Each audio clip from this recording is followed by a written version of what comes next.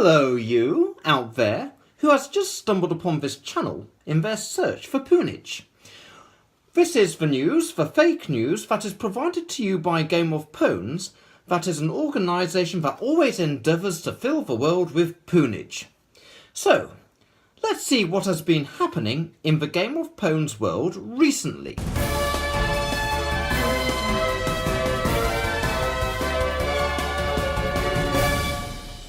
The first bit of news that we have for you comes from our very own country, Lolo Land. Just recently, a haul of arms was captured by some of our dedicated koala warriors, who are ever vigilant to protect Saint Lolo from foreign attack. The guns were shipped into the area under the guise of humanitarian aid from Trumpland, but these were uncovered when the incoming cargo was searched. It is thought that these arms were to be used to precipitate a coup in order for Lolo Land to be run by a puppet government controlled by Trumpland that would allow access to our natural resources of oil. There may have been a genocide also thrown in with this humanitarian aid, which is something that both Elliot Abrams and John Bolton have stated as a necessary part of spreading democracy.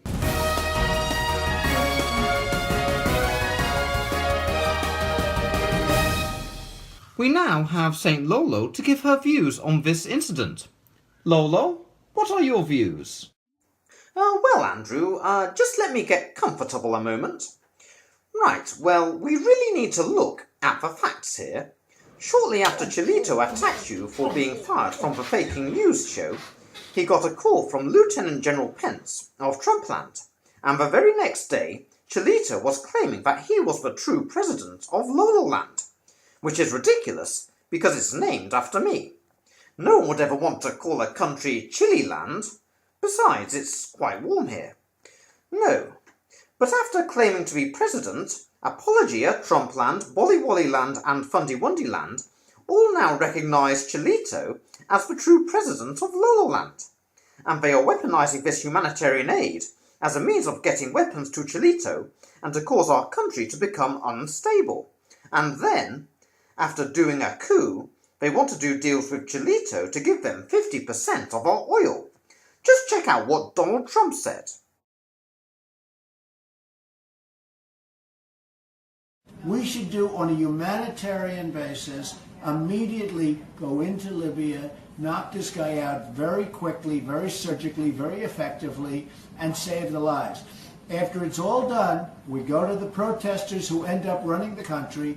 They're going to like us a lot better than they will if we don't do it. More importantly, we're going to save lives. And we should then say, by the way, from all of your oil, we want reimbursement. We'll help you, but we want 50% of your oil. They would have absolutely said, okay, 100%. In fact, they would have said, how about 75%? Yes, Trump thinks he can get 100% of our oil from doing deals with Chilito, or even more, such as 75%. Which is actually less, but I don't think that Donald Trump's very good with maths. Still, this weaponising of humanitarian aid is a very underhand tactic. Back to you, Andrew. It is indeed a sad state of affairs when countries start weaponising humanitarian aid in order to stage a coup for the sole purpose of making themselves rich. Oh, sorry, I mean spreading democracy.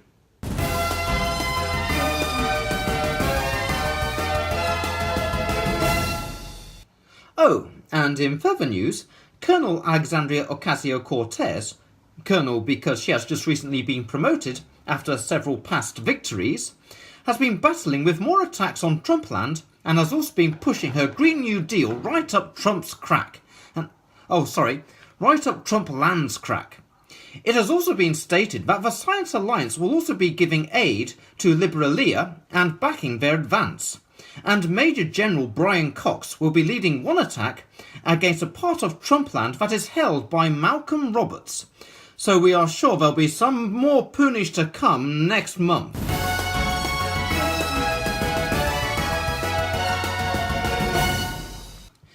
In further news, President Trump of Trumpland has been having several meetings with his generals about what to do with the robust poonage that seems to be coming at him from Liberalia. Billy Bong will now report. Billy Bong, are you there? Yes, I'm here, Andrew. I'm just outside Trump's apartment.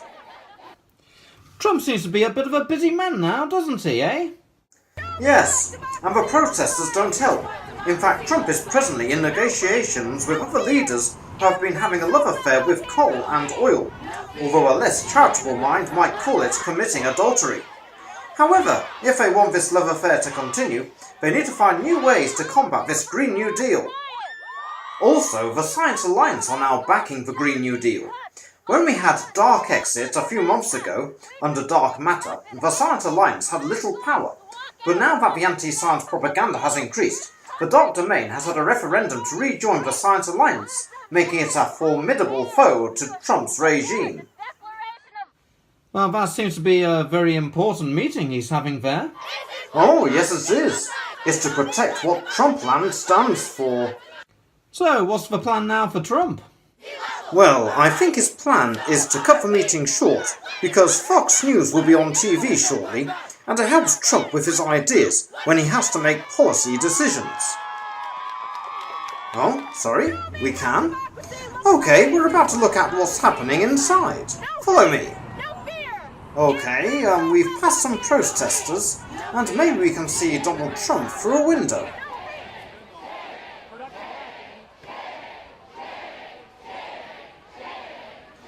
Ah, there he is, on his computer. I think he's about to come out. I hope we can interview him about his plan for trying to make Chilito President of Lolo Land. Now, while we're waiting for Trump to leave, here is a picture of a room where the negotiations were happening. Oh, wait, I think he's coming out now. President Trump, can you comment on the coup that your country is trying to work? We need to get out of here. There are many people running in the crowd. I don't know which way to go. Quick, lie down here. Yes, it's bad. Wait a moment. I think Trump is leaving through the back window. Yes, this is very shocking, Andrew. But back to you anyway. Thank you, Billy. That's a good bit of reporting. Keep up the good work, and hopefully if you survive the attack on Trump's apartments, you'll be able to report next month. Okay, but now let's move on to what you are really here for, and the reason why you probably clicked onto this video, and that is the battle between the Broccoli Republic and VSQUAAR, between the Chancellor Kent Hovind of the Broccoli Republic and Colonel Aron of VSQUAAR. So, let's move on to that.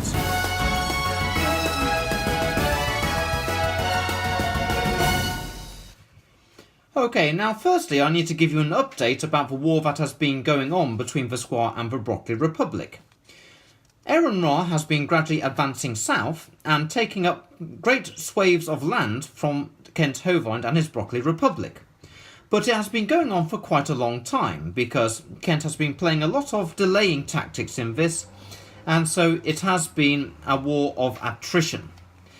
But however, this war, although it has been going on for several months, it has now got to a point where a final battle may decide the future of the Broccoli Republic. Colonel Aron has advanced his troops south and has met Kent Hovind on the battlefield, but Kent has also gained support from Brett Keane and Matt Powell, who are also going to be fighting on Kent's side. However, Lieutenant Colonel Vice Rhino from VSQUAAR has also decided to join Colonel Aron in his fight against the Broccoli Republic, although he will be arriving at the battlefield a little later as he was delayed on his way there. Now, the poonage has already been worked out for this battle, but I won't be showing the debates here. As this debate lasted around 18 hours, it would have taken a long time to show where the poonage was won or deflected, so before each round we shall show the bonuses that each side gained from each part of the debate. If you want to watch the debate for yourself, I'll put a link in the description for the start of this, but you will need several days to watch it all. Okay, so I think we're ready to start our intro sequence, and if you've already seen this several times before, then just skip a couple of minutes, okay? And I'll see you on the other side.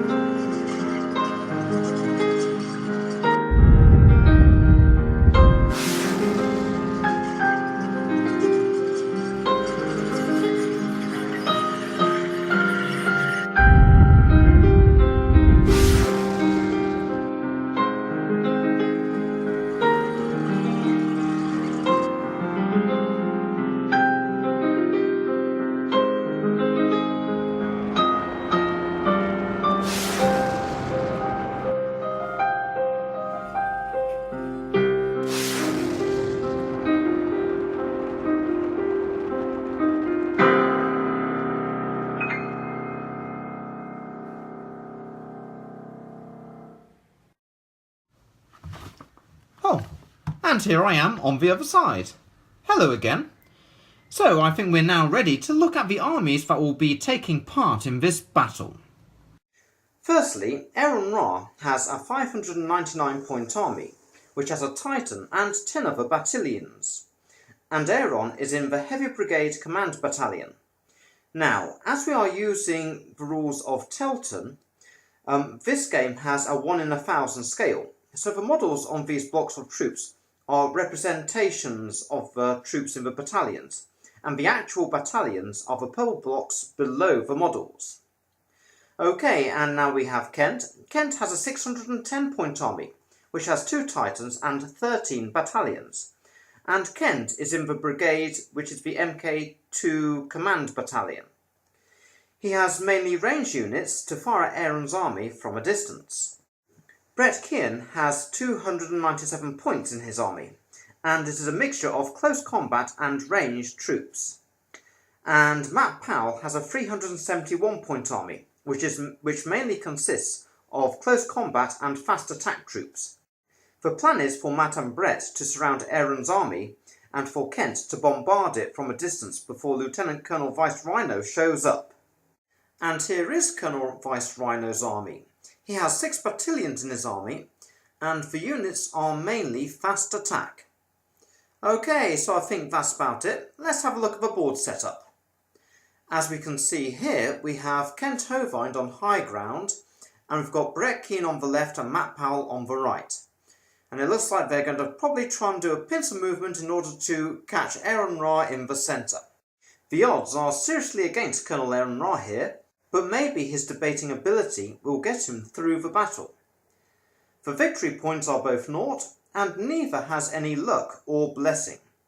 So, let's start round 1. For this round, Aron has been awarded +1 to all his close combat rolls, due to the first hour of the debate. So, let's go. Okay, so we can have a look at each of the armies very close up. And in the first round, Kent gets to move first, which allows him to squeeze around Aron Ra right at the beginning of the battle. However, only Brett and Matt move in, as Kent has long-ranged weapons.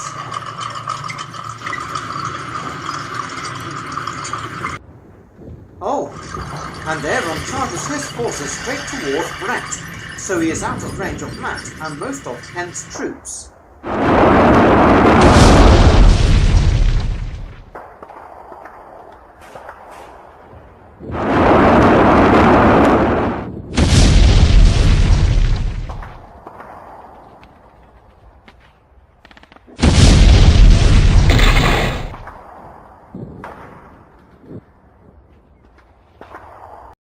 Okay, and the first round is over, and in it, Aron lost a Light Brigade Command Battalion, and Brett Kean lost a Fadic Psycho Battalion.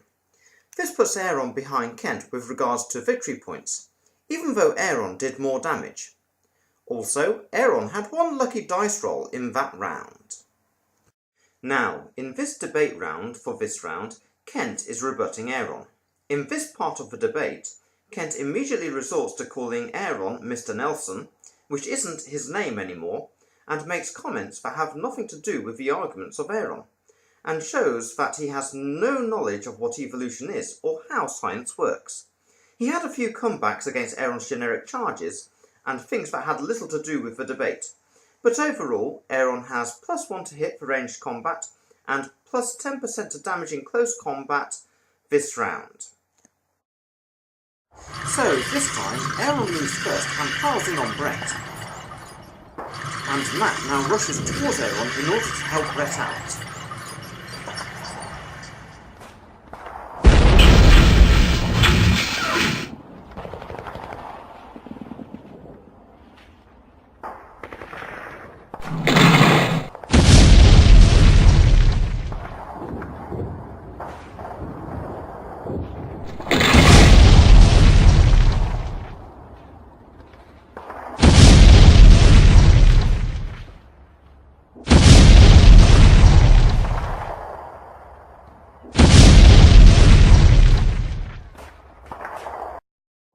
in that round, Colonel Aron Ra only lost half a Rhino battalion, but Brett Keane suffered severely. Aron is now leading in victory points with 12 victory points to Kent's 5, and he was lucky twice in that round with his combat rolls, whereas Kent was only blessed once.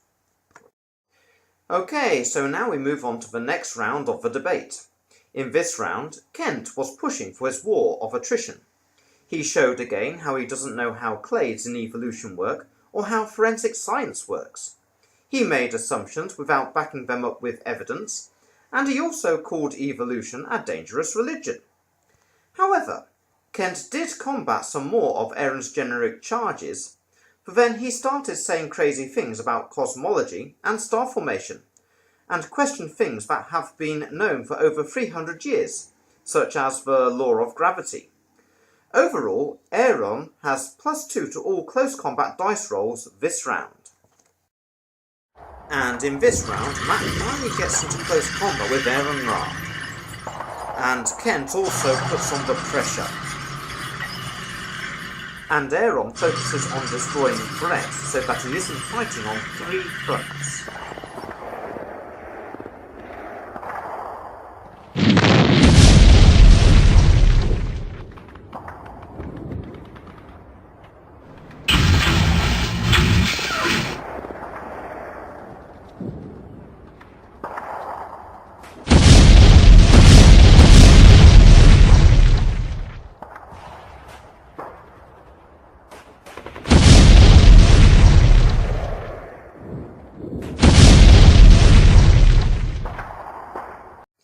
After that round, Aron took very little damage, and Brett's force is starting to quail. We can see he's hardly got any battalions left. Aron now has 19 victory points to Kent's 7, but Aron was very lucky in that round too. So let's now go on to the next round. In this part of the debate, Kent kept calling Aron by his old name Nelson, and attacked his education rather than addressing the issues that Aron raised. And then afterwards, Kent showed that he knows nothing about geology or the difference between sedimentary rock and volcanic rock. He also seemed to not know how rock ages are determined. In this round, Aron has been awarded +1 to hit for all ranged combat, and +3 to all close combat dice rolls, and +10% damage in close combat. At the beginning of this round, we have the arrival of Lieutenant Colonel Vice Rhino's forces. And they arrive only just in time because it looks as though Colonel Aron Ra is about to get swamped. Immediately, Vice Rhino's forces charge into the fray, and so do Aron Ra's. And Colonel Brett Keane flees so that he may fight another day. Kent moves his troops forwards in order to stop Matt from being flanked from one side.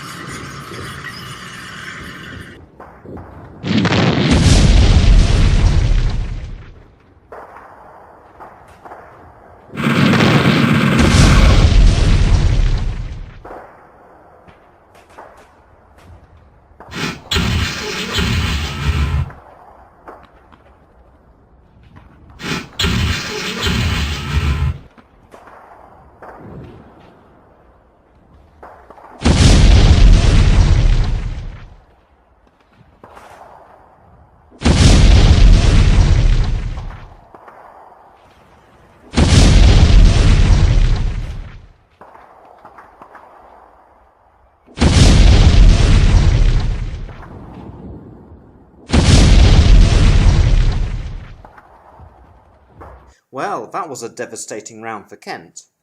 Aron suffered very few casualties, and Matt felt the brunt force of Vice Rhino's land speeders. We can see a huge disparity in victory points here too, and Aron has had many lucky dice rolls. Okay, so now we're on to the next part of the debate, and in this part, Kent showed that he doesn't know how clades work again, and how these have changed in science recently. He still seems to think we use the old taxonomical classes. And he still uses knowledge from 50 years ago and thinks these are the up-to-date science, before we had other things that were discovered. Pretty much all of Kent's arguments are arguments from incredulity, followed by very dumb rebuttals. Aron gets +1 to hit for ranged combat this round, and +3 for close combat rolls, and also a +10% damage as before. So let's carry on. After quelling Brett's troops, Aron now turns his attention to Matt and Kent.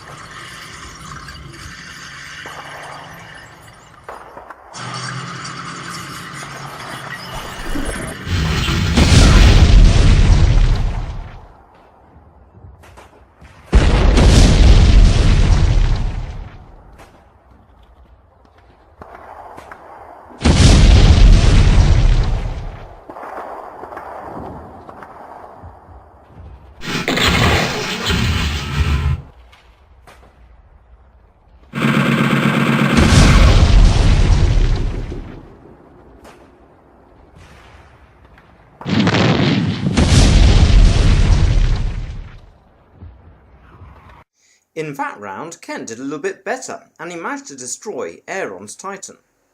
However, he is still struggling against the arrival of Vice Rhino, and we can see that he also lost more troops. So we can still see that Aron is in lead with victory points, although Kent is catching up.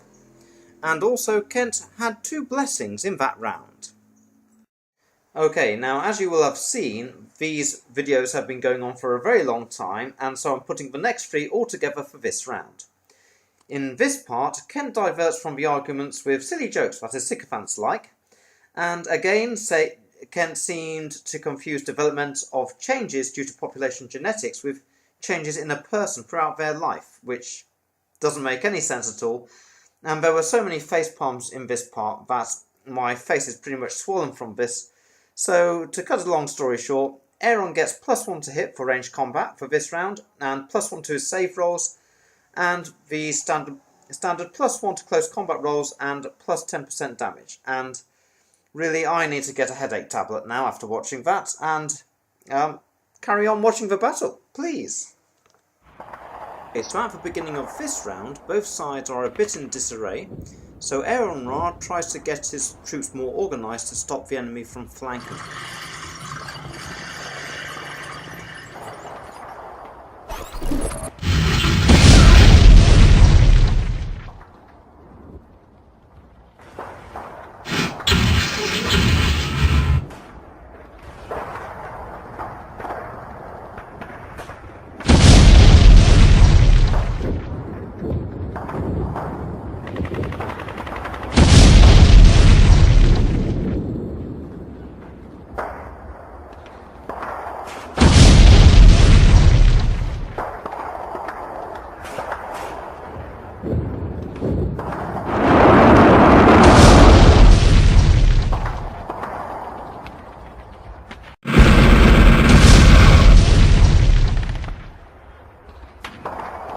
Okay, and that's another round over, and Aron suffered a bit more damage, and even Vice Rhino suffered a bit of damage, but Kent is seriously being battered here, and also Matt Powell has now had a serious battering. Well, if we look at the victory points here, we can see that Aron is still plainly in the lead, and he's been very lucky again in this round. Okay, so with the debate now, we are finally on to the second round, where Aron has his rebuttal to Kent. Now, Aron shows Kent's hypocrisy with some of the things that he says, and is now calling Kent by his prison number, inmate 06452017. This was when he was a prisoner because he was arrested for fraud. Aron exposes all of Kent's fallacies, frauds, and really destroys him in this part. As a result, Aron gets +1 to saves, +1 to range combat, +3 to close combat, and +10 to bonus damage. In this round, Kent is very quick to fortify his position so that he doesn't get flanked or broken by Aron's troops, and Colonel Matt Powell is taking this opportunity to flee the battlefield.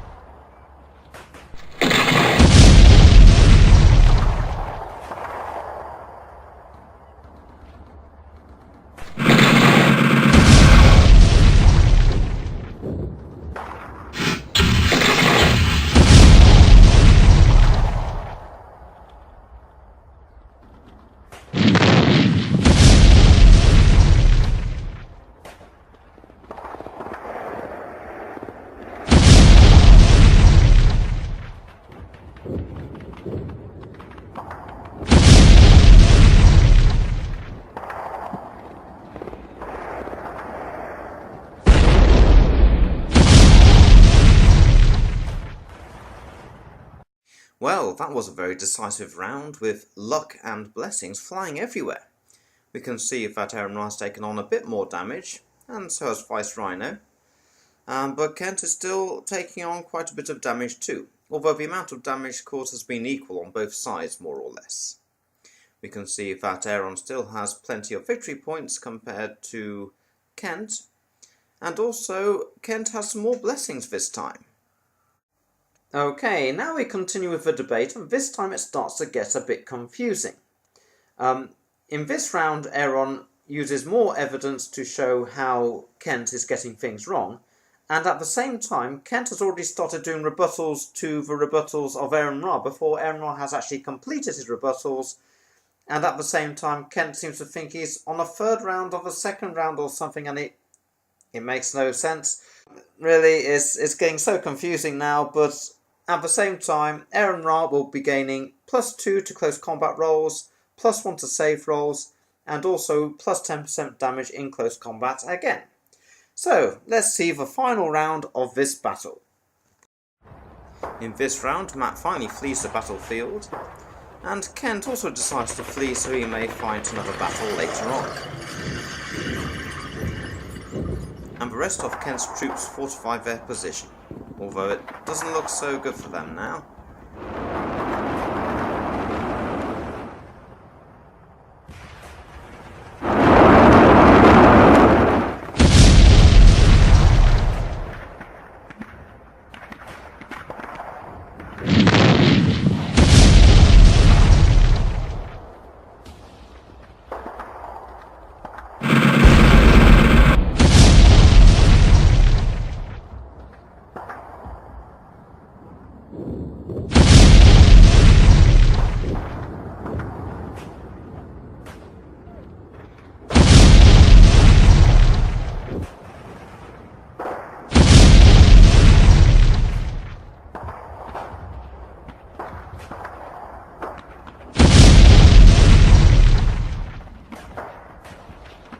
Well, and at the end of that battle, it looks like Kent Hovind has decided to flee the battlefield. And so this battle is now over. We can see that Kent did a tiny bit more damage to Aron, but really Aron came home with the attacks in this round, and has finished with 52 victory points to Kent's 29. Even though Kent actually had some blessings in that round, although they came a little too late. So, that is the end of the battle. As we have seen, Brett and Matt have retreated, with Brett retreating to the Banana Republic, and Matt retreating with Kent Hovind to the Broccoli Republic capital, Kenton. We will follow this situation as it proceeds, and we'll probably give more information about this next month. But for now, that is all of the news, and I'll see you next month. So, bye for now, and keep watching the Faking News with Game of Pownes, your official news channel for fake news. Okay, that's me, Andrew Bowen, saying goodbye and see you next month. Bye!